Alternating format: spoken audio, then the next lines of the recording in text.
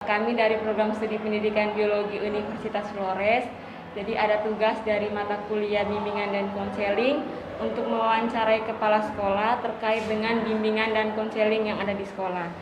Mungkin sebelum memulai wawancara, kami akan memperkenalkan diri dulu. Perkenalkan, nama saya Maria Kaspriani Lepu dan juga teman saya Honorata Melania Nawas. Jadi mungkin sebelum ke pertanyaan, Ibu bisa memperkenalkan diri. Oke, baik, terima kasih untuk kedatangannya ke sekolah kami. Mohon maaf awalnya kalau kepala sekolah di sini kan Mama Suster Kepala.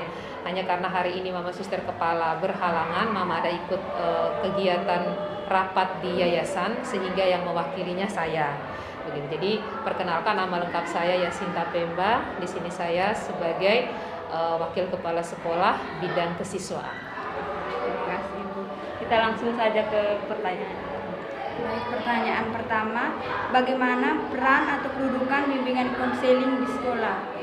Baik, untuk peran daripada guru BK di sekolah kami ini, guru BK itu dia berperan membantu untuk penyelesaian atau untuk membantu mencari jalan keluar untuk siswa-siswi kami di sini yang mengalami masalah atau problem terkait dengan pendidikannya di sini. Jadi kami di sini ada punya 2 guru BK, satu guru BK-nya untuk guru BK perempuan, satunya guru BK laki-laki. Nah, untuk yang guru BK laki-laki ini prioritas khusus untuk menangani peserta didik kami yang laki-laki. Seperti itu. Terima kasih. Pertanyaan kedua, apakah Ibu terlibat dalam peranan bimbingan dan konseling? Ya, jadi keterlibatan kepala sekolah di sini pasti ya dalam bimbingan konseling terhadap peserta didik. Dalam artian begini, ketika siswa itu dia mempunyai masalah, biasanya jalur pertamanya itu adalah bersama dengan wali kelasnya. Nanti kalau dengan wali kelas masalahnya itu belum bisa tertangani, biasanya langsung dilanjutkan ke BK, ke bimbingan konseling. Setelah dari BK, apapun yang sudah sampai ke BK harus dikomunikasikan bersama dengan kepala sekolah. Dalam arti pemecahan-pemecahan masalah atau bagaimana cara-cara untuk mengatasi hal-hal tersebut itu selalu dikomunikasikan antara wali kelas, guru BK dengan kepala sekolah. Seperti itu. Terima kasih, Bu. Pertanyaan berikut, apakah ada seleksi dalam peranaan guru bimbingan dan konseling? Oke, dalam penerimaan guru BK di sekolah kami ini ada seleksinya. Dalam arti kalau seperti biasa kan mereka memasukkan lamaran. Nah, setelah masukkan lamaran itu ada seleksi baik secara administrasi maupun dalam bentuk wawancara. Kalau seleksi administrasinya itu guru BK mereka mempersiapkan program kerja mereka. Begitu. Kalau guru-guru mata pelajaran kan mempersiapkan RPP, silabus dan sebagainya. Kalau guru BK berarti dengan melalui program kerja mereka. Kemudian setelah dari seleksi itu, dari seleksi administrasinya dilanjutkan juga dengan seleksi dalam bentuk wawancara. Wawancara yang dilakukan oleh kepala sekolah terhadap calon guru BK tersebut. Pertanyaan berikutnya, Ibu, apa saja sarana dan prasarana yang ada di sekolah yang mendukung pelaksanaan program BK? Oke, jadi untuk sarana dan prasarana di sekolah mungkin terkait fasilitas ya. Fasilitas di sini seperti yang adik-adik lihat, di sini kami ada ruangan BK. Jadi khusus untuk pendampingan peserta didik ya, jadi tidak dilakukan di ruangan guru, ruangan umum, tetapi mereka punya ruangan BK tersendiri. Kemudian yang berikutnya ada ruangan kelas, artinya di sini teman-teman guru BK juga mendapatkan porsi jam pelajaran sehingga biasanya bergandengan dengan mata pelajaran agama. Ya, jadi ada pembagian jam antara guru agama dengan guru BK sehingga tetap ada pendampingan konseling di kelas gitu. Itu yang secara menyeluruh. Kalau secara pribadi biasanya dilakukan di ruangan BK.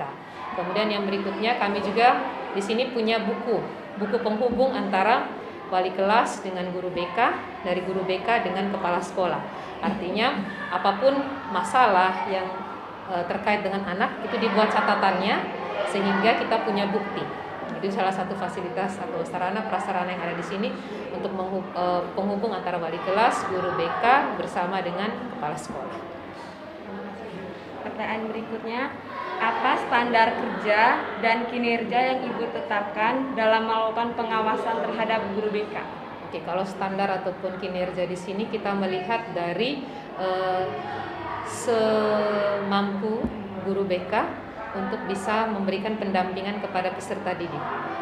Dan juga bagaimana mereka membantu siswa-siswi untuk bisa mencari jalan keluar dari masalah-masalah yang dihadapi. Jadi standar penilaian kinerjanya dari ada perubahan sikap, perubahan perilaku dari peserta didik, ya, itu menjadi standar juga untuk penilaian kinerja daripada guru BK tersebut. Selain itu standar-standar yang lain mungkin disamakan dengan guru-guru yang lain, misalnya waktu kedatangan, kehadiran, keterlibatan, keaktifan terhadap kegiatan-kegiatan yang ada di sekolah. Jadi seperti itu untuk standar penilaian kinerja. Pertanyaan terakhir Ibu, apa harapan Ibu terhadap bimbingan dan konseling di sekolah ini ke depannya? Oke, harapannya adalah bisa terjalin kerjasama yang baik antara guru BK dengan semua guru di sekolah ini, terutama dalam hal pendampingan terhadap peserta didik. Jadi tidak hanya guru BK yang menangani sendiri, tetapi bisa bekerja sama dengan guru mata pelajaran, bekerja sama dengan wali kelas dan dengan kepala sekolah. Jadi tetap memberikan pendampingan yang terbaik untuk peserta didik yang ada di sekolah. Terima kasih Ibu. Mungkin itu saja pertanyaan dari kami. Terima kasih karena Ibu telah menjawab pertanyaan-pertanyaan dari kami. Terima kasih.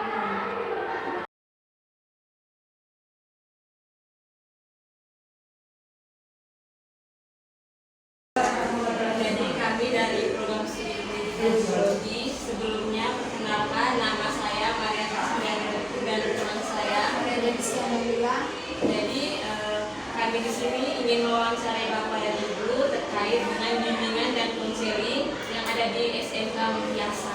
Mungkin sebelum kita ke pertanyaan, saya ingin minta Bapak dan Ibu perkenalkan diri. Nama lengkap saya Yohanes Alfian Sage, bisa dipanggil Pak Alfian. Saya nama lengkap Yosefina Amina Palu, biasa dipanggil Ibu Ini.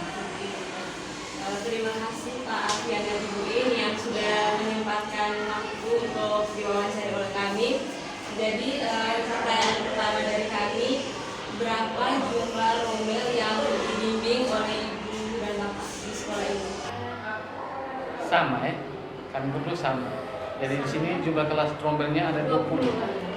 Jadi kami dibagi 2, 10-10, bagi rata 10-10. Tetapi siswanya melebihi dari 150 dari kapasitas yang seharusnya satu orang guru BK itu 150 lebih.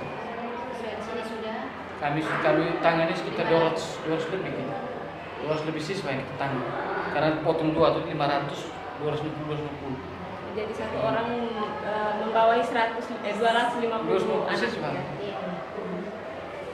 Nah, pertanyaan yang berikut Pak, jenis layanan apa saja yang diberikan oleh guru BK kepada siswa dan siswi? Baik, jenis layanan yang kami berikan yang pertama ada beberapa layanan. Yang pertama itu layanan orientasi, kemudian layanan informasi, layanan mediasi, konseling kelompok, konseling individu, kemudian layanan penempatan penyaluran. Jadi ada beberapa layanan itu yang biasa kami berikan selama ini. Mungkin Ibu bisa jelaskan sedikit tentang layanan-layanan itu. Yang layanan orientasi. Layanan orientasi itu kan biasa diberikan saat anak siswa baru ya, siswa baru masuk sekolah baru. Jadi orientasi terhadap lingkungan sekolah, kemudian guru, terhadap fasilitas, kemudian program studi, apalagi ya, semua struktur-struktur yang ada di sekolah. Jadi orientasi itu mereka bagaimana mereka mengenal lingkungan sekolah baru mereka seperti itu. Kemudian layanan informasi Informasi itu ya sudah, informasi itu seperti yang kami buat di kelas itu layanan informasi. berikan di kelas. Layanan informasi, jadi kami memberikan mereka informasi tentang apa, macam tentang kedisiplinan. tentang kenakalan remaja. Semua layanan yang kami berikan itu termasuk dalam layanan informasi. Itu yang kami berikan di kelas, informasi. Kemudian ada layanan mediasi. Nah, mediasi itu mediasi itu tuh untuk siswa yang bermasalah. Siswa bermasalah, kami datangkan dia, kami bertemu bersama balik kelas dan kepala sekolah. Kami mediasi supaya untuk menentukan siswa tersebut untuk dipertahankan atau tidak. Itu kasus pelanggaran berat, baru kami lakukan mediasi. Kalau macam yang kami masih bisa ditangani oleh kami, tidak kami lakukan. Kami hanya melakukan konseling individual. Tapi kalau berat, kami lakukan mediasi dengan kepala sekolah, orang tua, supaya semua belah pihak tahu siswa tersebut dan apa jalan keluar untuk siswa itu. Begitu. Itu mediasi. Kemudian ada layanan konseling kelompok. Layanan konseling kelompok itu membantu siswa yang sedang mengalami masalah. Jadi bisa masalah pribadi, masalah belajar, kemudian masalah sosial, kemudian masalah karir, pengambilan keputusan. Biasanya seperti itu. Jadi itu kami berikan layanan konseling individu. Kelompok. Individu. Ini konseling kelompok tidak dilakukan di sini karena waktu ya. Mepet di waktu. Kemudian layanan penempatan dan penyaluran. Penempatan penyaluran. Itu kita berikan di kelas juga. Jadi informasi tentang dunia kerja, kemudian perguruan tinggi, kemudian yang sesuai dengan pilihan karir yang sesuai dengan kepribadian seperti itu. Jadi itu untuk layanan penempatan dan penyaluran. Kemudian kan ada di sekolah ini kan ada ekstrakurikuler. Jadi di situ juga kami gunakan layanan penempatan penyaluran untuk sesuaikan bakat mereka, kemampuan mereka dengan ekstrakurikuler yang ada di sekolah. Jadi itulah beberapa layanan. Terima kasih Ibu. Pertanyaan berikutnya, bagaimana bentuk kenakalan siswa-siswi yang ada di sekolah ini? Kalau kenakalan di sini ini pasti kenakalan dalam bentuk Pelanggaran ini. wajar atau pelanggaran masih dalam bentuk ringan. Ya seperti bolos,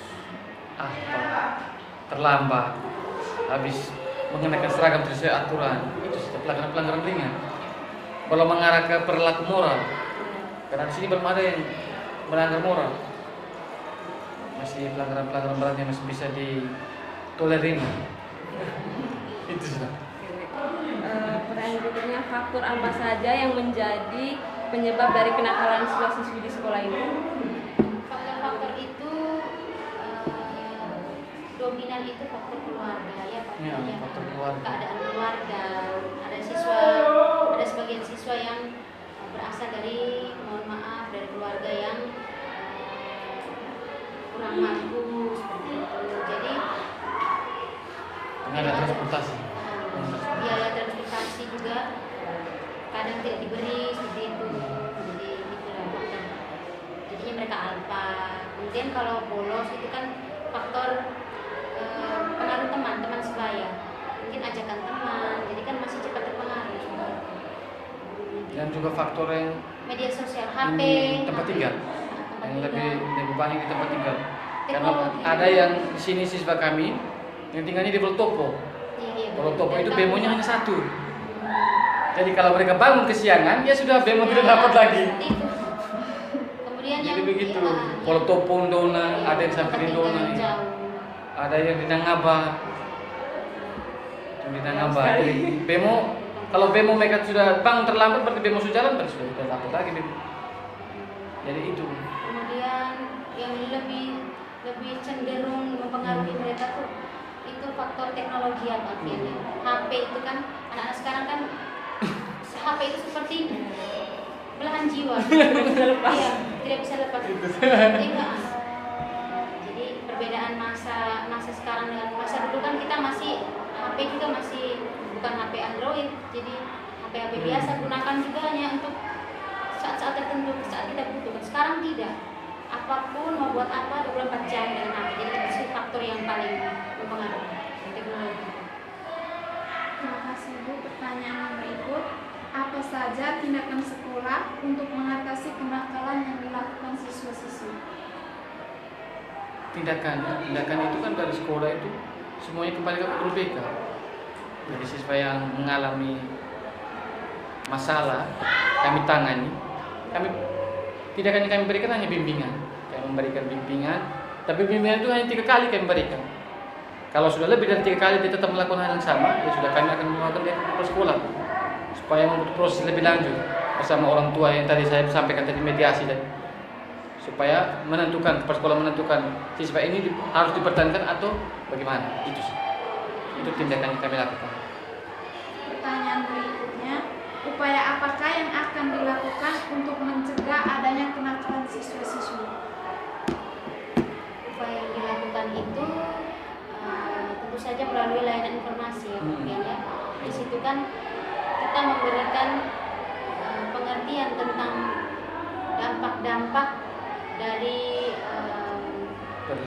perilaku-perilaku, contohnya pengaruh-pengaruh yang menyebabkan mereka melakukan pelanggaran itu kan seperti tadi teknologi, jadi kan berikan dampak untuk media sosial, dampak merokok, dampak yang bisa mengganggu kesehatan.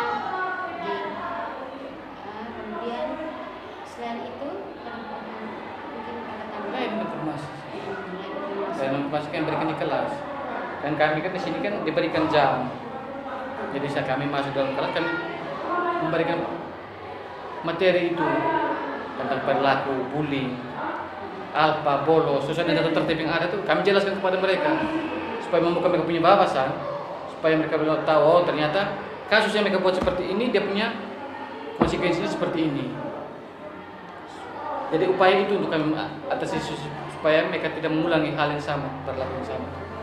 tentang saya bisa tambahkan sedikit tentang pergaulan bebas, dunia malam, terus bagaimana cara mengatur waktu sehingga mereka bisa disiplin, jangan hanya di sekolah, di rumah bagaimana, jadi kami bisa membantu mereka untuk membuat jadwal kegiatan di rumah seperti itu ya mungkin.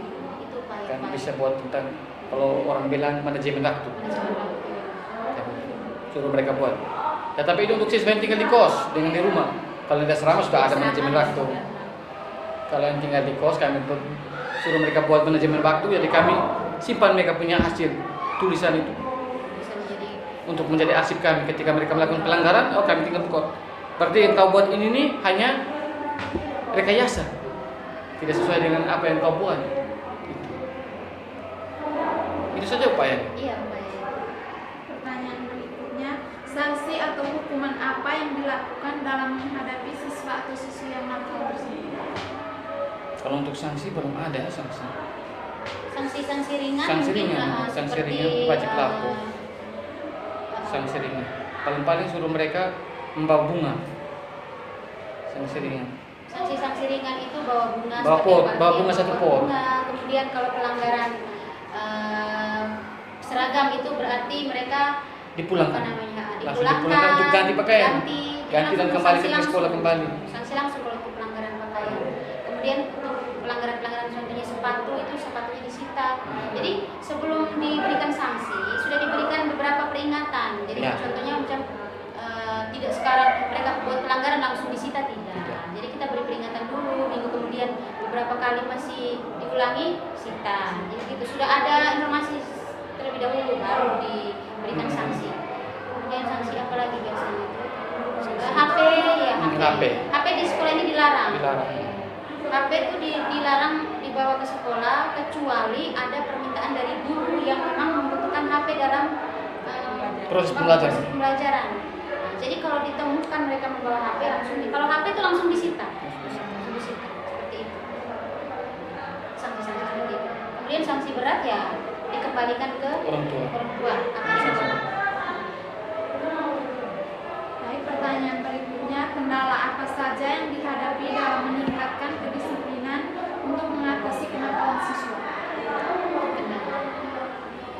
Kendalanya kita bisa lihat sendiri.